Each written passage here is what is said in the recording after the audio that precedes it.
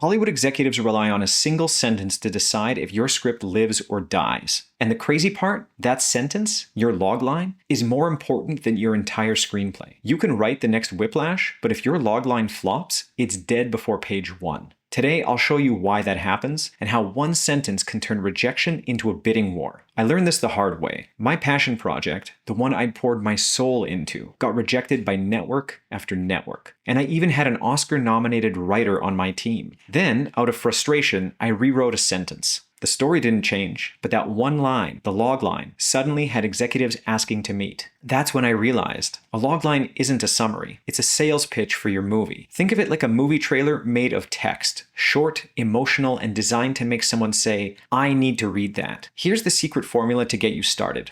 Inciting incident plus protagonist plus action plus antagonist. That's it. If one piece is missing, your logline falls apart. Let's break it down with a classic. A man tries to save people from a shark at a beach.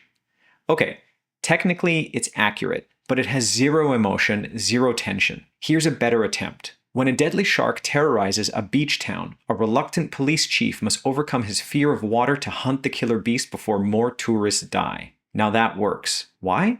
We instantly know who the hero is, what they want, what's stopping them, and what happens if they fail. That's not a sentence. That's a movie. Here's the wild part most writers miss. Your logline isn't for the audience. It's for the gatekeepers, the producers, the executives, the investors. They're scanning hundreds of submissions a week, and your logline decides if they even open the PDF. If that single line doesn't create curiosity, conflict, and clarity, your script never gets read. So how do you make it unforgettable? Let's test it with a few examples you already know. When a gifted young nobleman becomes the key to his planet's survival, he must master his powers and face a ruthless empire to protect his family's legacy.